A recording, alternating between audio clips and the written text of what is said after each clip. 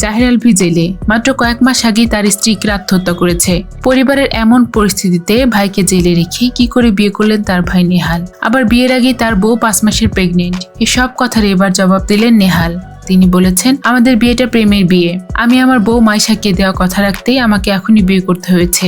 ভাই ভাবে নিজেদের পার্সোনাল ইস্যুর জন্য আমি কি একটা মেয়ের জীবন আটকে রাখতাম? ইকরা ভাবে একদম প্রথম থেকেই আমাদের বিয়ে নিয়ে অনেক প্ল্যানিং করে, অনেক এক্সাইটেড ছিল। যারা বলতেছেন ভাই জেলে কিন্তু ছোট ভাই বিয়ে করে ফেললো, কারো পৌষ মাস কারো সর্বনাশ। আপনারা কি আদৌ জানেন আমাদের পরিবারের অবস্থা কেমন ছিল?